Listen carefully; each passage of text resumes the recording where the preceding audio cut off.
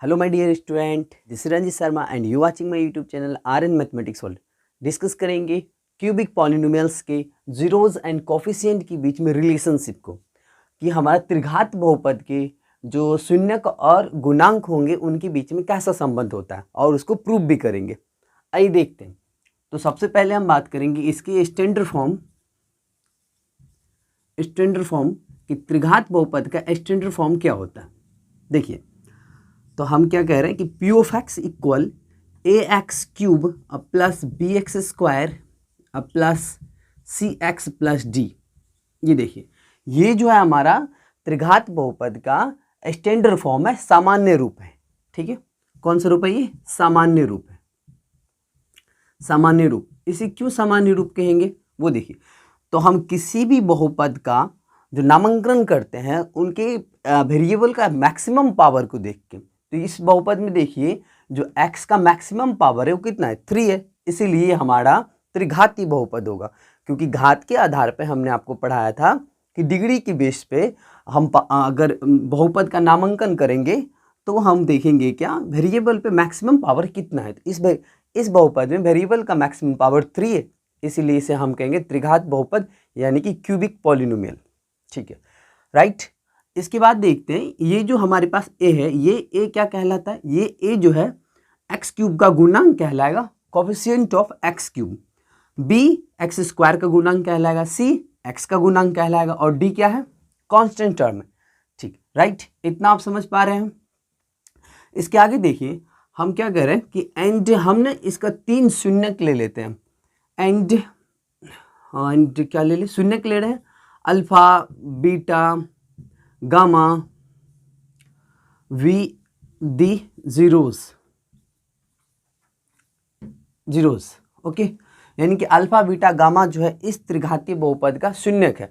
शून्यक का क्या मतलब हो गया कि ये सभी के सभी अल्फा, बीटा, गामा इस त्रिघातीय बहुपद में x का वैल्यू होगा। जैसे हमने कह दिया क्या कि एक शून्यक ले लेते हैं हम, x इक्वल 4। ठीक है, देखिए x इक्वल 4, तो यहाँ से हम अगर इसका फैक्टर निकालना चाहे तो कैसे निकालेंगे? x माइनस 4 लिख के इक्वल 0 हो जाएगा, ये वाले यानी इधर आ जाता है। ठीक है, तो ये जो x माइनस 4 हो गया, ये एक फैक्टर के रूप में है, और यहाँ से हम x का वैल्यू फाइंड कर सकते हैं। जब हम 4 को उधर भेज देंगे तो ये x का वैल्यू 4, यही x का शून्यक कहलाएगा। उसी तरह अगर हम कह रहे हैं कि इस त्रिघात बहुपद का शून्यक अल्फा, बीटा, गामा है, तो यहाँ से हम कह सकते हैं यानी कि x बराबर हमने कह दिया अल्फा है। ठीक है, बहुत ध्यान से देखिए। तो अल्फा को हम इधर भेजेंगे तो क्या बनेगा? x minus alpha. तो x माइनस अल्फा जो होगा इस बहुपद का एक फैक्टर होगा। क्लियर? तो हम यहाँ से लिख सकते हैं, हम अगर हम इस बहुपद को यहाँ पे लिखना चाह रहे, देखिए ध्यान से, A X cube plus B X square plus C X plus D. ठीक है, तो इतना बराबर हम लिखेंगे x माइनस अल्फा।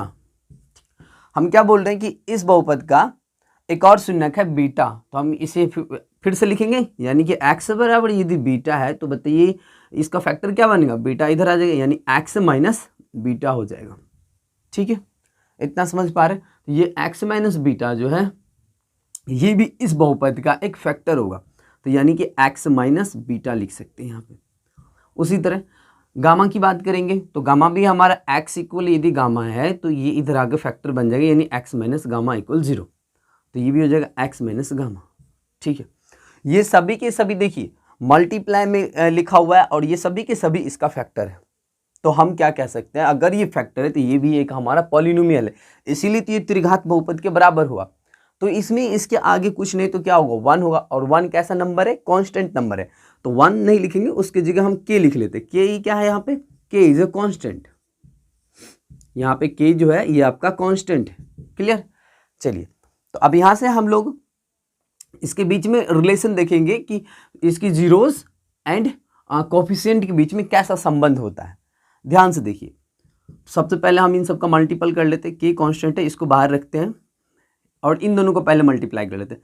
तो x को x के साथ मल्टीप्लाई करेंगे तो ये बनेगा एक्स स्क्वायर, x को करेंगे बीटा के साथ तो माइनस बीटा x को अब इसके साथ कर लिए, इसके साथ भी हो गया, तो x की कहानी खत्म। अब आते हैं अल्फा के साथ, अल्फा को करेंगे x के साथ तो minus alpha x, minus into minus plus alpha beta, ये हो गया हमारा इन दोनों का मल्टीपल। ठीक है, आप समझ पा रहे हैं ना कैसे मल्टीप्लाई हुआ, बिल्कुल सही, राइट। एक्स माइनस, और यहाँ पे हमारे पास है gamma, x minus gamma, okay. तो इन्हें भी हम मल्टीप्लाई करेंगे नेक्स्ट स्टेप में, देखिए ध्यान से। तो यहाँ था एक्स स्क्वायर, अब करेंगे एक्स स्क्वायर को एक्स के साथ मल्टीप्लाई, जब ये एक्स के साथ मल्टीप्लाई हो जाएगा तो ये बनेगा एक्स क्यूब, फिर माइनस बीटा एक्स, किसका साथ करेंगे, एक्स को, तो minus beta x square, clear. अब देखिए ये भी माइनस में आ जाएगा, माइनस अल्फा एक्स स्क्वायर, और ये प्लस अल्फा बीटा एक्स। आई होप कि आप देख रहे हैं कि एक्स को मैंने इन सभी के साथ मल्टीप्लाई किया। अब करेंगे हम माइनस गामा के साथ। अब बताइए, जब माइनस गामा के साथ मल्टीप्लाई करेंगे तो जहां कहीं भी प्लस का साइन रहेगा वो क्या बन जाएगा, वो बन जाएगा माइनस। ध्यान से देखिए, माइनस गामा है ना, माइनस गामा के साथ अगर एक्स स्क्वायर को गुना कर रहे तो ये बनेगा minus gamma x square, clear. अब देखिए माइनस गामा को करेंगे बीटा एक्स के साथ, यानी minus beta x, minus minus plus beta gamma x, ठीक। तो माइनस माइनस यहाँ पे भी प्लस अल्फा गामा एक्स, ठीक। अब ये हो जाएगा माइनस, ठीक है, अल्फा बीटा गामा, ठीक है। आई होप कि ये आप समझ गए मल्टीप्लाई कैसे किया हमने। अब देखिए ध्यान से, इन सब में हम कॉमन लेंगे, कॉमन लेने वाले हैं। देखिए बहुत ध्यान से देखिए, हम किसको कॉमन कर सकते हैं। पहले एक्स क्यू को तो हम लिख लेते हैं, इसका कोई कॉमन वोमन नहीं है तो इसको ऐसे लिखिए। यहाँ से देखिए एक्स स्क्वायर यहाँ है, एक्स स्क्वायर यहाँ है, और एक एक्स स्क्वायर यहाँ है। इन सब में से एक्स स्क्वायर कॉमन कर सकते हैं ना, माइनस एक्स स्क्वायर कॉमन कीजिए। तो यहाँ से जब माइनस एक्स स्क्वायर कॉमन कर रहे हैं तो यहाँ पहले हम लोग किसको लिख लेंगे, अल्फा को लिख लेते हैं। तो माइनस वाला कॉमन हो जाएगा तो ये बच जाएगा प्लस, यानी कि प्लस अल्फा। यहाँ से माइनस एक्स स्क्वायर कॉमन आ जाएगा तो यहाँ बचेगा प्लस बीटा। और देखिए यहाँ से देखिए माइनस एक्स स्क्वायर कॉमन आ जाए तो यहाँ बचेगा गामा, तो alpha plus beta plus gamma बच गया, ठीक है। अब हम एक्स वाले टर्म्स को देखते थे, यहाँ पे एक्स है और यहाँ पे एक्स है और यहाँ पे एक्स है। इन सब में से हम प्लस एक्स कॉमन कर सकते हैं। जब प्लस एक्स कॉमन करेंगे तो यहाँ पे बताइए क्या बचेगा, यहाँ बचेगा अल्फा इंटू बीटा प्लस, और यहाँ से मैंने कॉमन किया तो ये बीटा इंटू गामा प्लस, और यहाँ से कॉमन किया तो अल्फा इंटू गामा, ये बच जाएगा। एक्स कॉमन आ ही गया था। अब लास्ट में क्या बच रहा है, अब लास्ट में बच रहा है माइनस अल्फा बीटा गामा, ठीक है।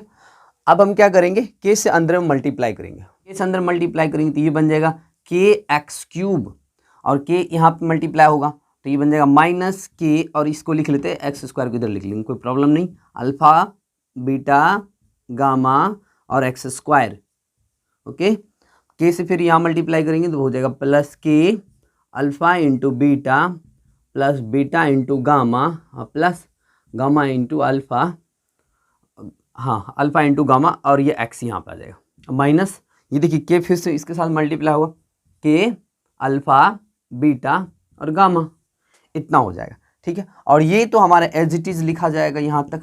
जब इसे हम एडिजिट नोट करते जा रहे हैं तो ये A X cube plus B X square plus C X plus D है हमारे पास, ठीक है।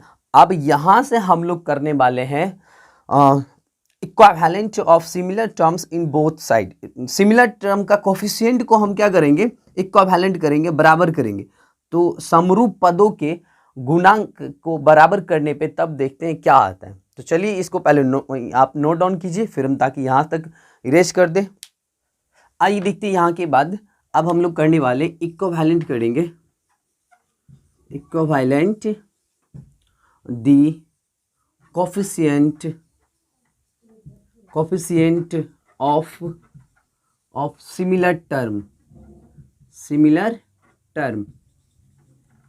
क्या मतलब हुआ, समरूप पदों के गुणांक को बराबर करने पर, ठीक है, कि गुणांक को बराबर करने पर। अब बहुत ध्यान से देखिए, तो हम बात करें समरूप पद। यहाँ पे समरूप पद क्या क्या है हमारा, सिमिलर टर्म्स देखिए।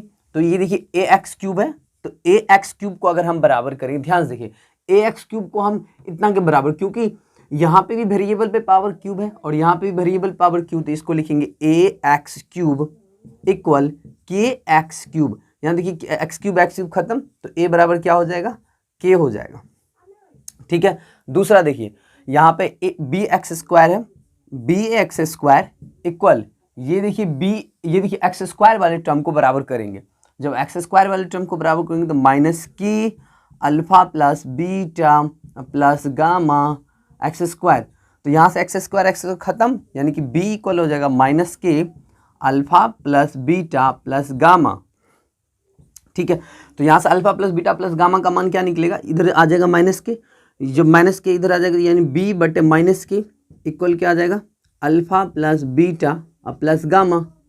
ठीक है, अब देखिए यहाँ से के इक्वल क्या है, ए है, तो जहाँ कहीं भी के होगा वहाँ पर हम ए लिख सकते हैं, यानी कि बी बटे माइनस को ऊपर कर देते हैं, minus B by A equal alpha plus beta plus gamma. ठीक है, इतना कर सकते हैं, आप अरेंज करके लिखिए, no problem. Alpha plus beta plus gamma ऐसे अरेंज कर लेते हैं, कोई दिक्कत। Alpha plus beta plus gamma equal minus B by A, ये हो जाएगा। ठीक है, दूसरा देखिए, अब जब बात करेंगे हम लोग ये वाला टर्म एक्स वाले टर्म्स को बराबर करने का, तो यहाँ पे देखिए सी एक्स लिखा हुआ है, सी एक्स बराबर हो जाएगा कि alpha beta plus beta gamma plus gamma alpha gamma x. देखिए एक्स एक्स खत्म हो जाएगा, तो यहाँ पे हो जाएगा सी इक्वल के alpha beta plus beta gamma plus alpha gamma. ठीक है, तो बताइए यहाँ से हम अगर alpha into beta beta gamma और अल्फा गामा का वैल्यू निकालेंगे तो के इधर आ जाएगा, यानी सी बाई के equal alpha beta plus beta gamma plus gamma alpha gamma. ठीक है, ये हो जाएगा, तो यहाँ से हम के का वैल्यू फिर से रख देंगे, के इक्वल ए है, तो जहाँ पे के है वहाँ पे अरेंज करके लिख लीजिए, alpha beta plus beta gamma plus alpha gamma equal C by A. I hope कि आप ये समझ पा रहे हैं कैसे हो रहा है। ठीक है, अरेंज कर लिए, ये वाले इधर लिख दिए, ये वाले इधर लिख दिए और के की जगह ए रख दिए। ठीक है, आगे देखिए, अब हम लोग करने वाले ये वाला टर्म्स को बराबर, यानी डी इक्वल, ये हमारा कांस्टेंट है, तो डी इक्वल माइनस के और इनटू में क्या अल्फा बीटा गामा है ना, अल्फा बीटा गामा। तो अब देखिए यहाँ से अल्फा बीटा गामा का मान क्या होगा, अल्फा बीटा गामा इक्वल हो जाएगा डी बाय माइनस का के, होगा ना, डी बाय माइनस का के। तो बताइए माइनस के का वैल्यू रख सकते हैं हम लोग, माइनस के इक्वल क्या ए है, तो हम यहाँ पे लिख सकते हैं डी बटे माइनस का A equal alpha into beta into gamma. Arrange करके लिख लीजिए, alpha beta gamma equal minus D by A. ठीक है, तो यहाँ से हम लोगों ने क्या क्या निकाला, इनके शून्यकों का योगफल और गुणनफल निकाला, यानी कि इनका सम निकाल लिए। ये देखिए शून्यक है ना, जीरोज है ना, alpha beta gamma, alpha plus beta plus gamma का योगफल किए तो माइनस बी बटे ए आ गया। Alpha into beta plus beta into gamma plus alpha into gamma करेंगे तो सी बाय ए होगा, और alpha into beta into gamma करेंगे तो माइनस डी बाय ए होगा। ये शून्यकों का गुणनफल है और ये शून्यकों का योगफल है। ठीक है, इतना आप समझ पा रहे हैं। चलिए इसको नोट डाउन कर लीजिए, इस पे एक क्वेश्चन लगा लेते हैं हम लोग। आइए देखते हैं इस क्वेश्चन का प्रूफ हम क्या होगा जब हमारे पास शून्यक दिया रहेगा 1 और 1/2 और माइनस का 2। ये एक त्रिघातीय बहुपद है जहाँ पर पी ऑफ एक्स इक्वल है 2x³ plus x square minus 5x plus 2 के शून्यक इतना, यानी कि जीरोस दिया हुआ है हमें। अच्छा, हम जीरोस क्या माने थे, अल्फा बीटा गामा माने थे, तो हम यहाँ लेट मान सकते हैं ना, क्या मान सकते हैं कि अल्फा इक्वल 1 और बीटा इक्वल क्या मान सकते हैं 1/2 और गामा इक्वल क्या मान सकते हैं माइनस का 2। ये अल्फा बीटा गामा मान लिया हम लोगों ने। ठीक है, अच्छा यहाँ से एक चीज़ वेरीफाई कर लेते हैं कि ए का मान क्या होगा, ए बराबर हो जाएगा 2। ये कैसे आया, ए क्या होता है, ए होता है कोफिशिएंट ऑफ x³ का गुणांक। x³ का गुणांक कितना है, 2 है, 2 लिख दिया। अच्छा बी फाइंड करते हैं, तो बी क्या होता है x² का गुणांक, x² का गुणांक कुछ नहीं तो 1 है, इसीलिए b इक्वल 1 हो जाएगा। ठीक है, राइट। सी का मान फाइंड करते हैं, सी क्या होता है x का गुणांक, तो x का गुणांक यहाँ पे कितना है -5 है, तो -5 लिख लेते हैं। अब बात करते हैं डी, कांस्टेंट टर्म डी कितना है 2 है, 2 लिख लेते हैं। चलिए फटाफट इनका सॉल्यूशन देखते हैं। सबसे पहले हम लोग निकालते हैं alpha plus beta plus gamma, यानी कि शून्यकों का योगफल योगफल क्या होता है, फॉर्मूला कहता है माइनस बी बाई ए होता है, minus B by A. Alpha plus beta plus gamma, alpha का मान कितना है 1 है, तो 1 प्लस बीटा का मान कितना 1/2 है, प्लस गामा का मान कितना -2 है, -2 इक्वल, देखिए माइनस बी बाई ए, ठीक है। फॉर्मूला कहता है कि alpha plus beta plus gamma और माइनस बी बाई, तो माइनस बी का मान देखिए यहाँ पे कितना निकाले, इस बहुपद से बी का मान कितना 1 है, तो यहाँ पे लिखेंगे -1, माइनस किसका, फॉर्मूला का, और बी का मान 1, तो 1, ए का मान कितना है 2 रख देते हैं। इसका सोल्यूशन करने के बाद क्या 1/2 आएगा, -1/2, तो प्रूव हो जाएगा, चेक डेट। देखिए -2 में से 1 चला जाएगा तो -1, -1 प्लस 1/2 इक्वल -1/2, ठीक है। इनको जब घटाएंगे एलसीएम लेकर 2 में से 1 जाएगा, तो -2 में से 1 जाएगा तो -1/2 बराबर -1/2, डेट इज प्रूव्ड, ठीक है। आगे देखिए दूसरा देखते हैं, यानी alpha into beta plus beta into gamma plus alpha into gamma equal C by A है। चलिए चेक कीजिए, अल्फा का मान कितना 1, बीटा का मान कितना 1/2, अब प्लस फिर से बीटा का मान 1/2, गामा का मान -2, और फिर से अल्फा का मान 1, और फिर से गामा का मान -2, ठीक है, राइट। सी बताइए, सी का मान कितना -5 है, और ए का मान कितना 2 है, ओके। तो इसको सॉल्व करके हमको -5/2 लाना है, चेक डैट। 1 से गुना करेंगे 1/2 ही होगा, ये 2 से 2 खत्म, यानी कि -1 बचेगा, ये -1 के साथ -2 1 के साथ मल्टीप्लाई होगा, -2 हो जाएगा इक्वल -5/2, ठीक। ये देखिए अब यहाँ से ये दोनों तो -3 हो जाएगा, यानी 1/2 -3 इक्वल -5/2। जब इनका एलसीएम लेंगे 3 दूना 6, -6 में +1 घटेगा यानी -5/2, इधर भी -5/2, डेट इज प्रूव्ड, ये भी सही है। एक और चेक कर लेते हैं हम लोग। अब क्या चेक करेंगे, alpha into beta into gamma, तो ये देखिए बताइए alpha into beta into gamma equal क्या होता है -d/a।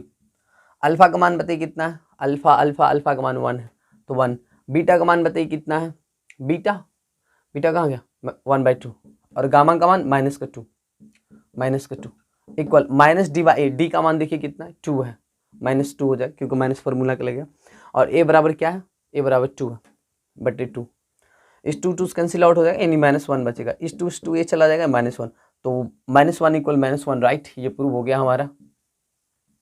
इसी तरह से हम लोग चेक कर सकते हैं त्रिघातीय बहुपद के शून्यकों और गुणांकों के बीच में संबंध। तो आई होप कि आज का क्लास आपको समझ में आया होगा। मिलते हैं नेक्स्ट क्लास में, तब तक के लिए थैंक यू।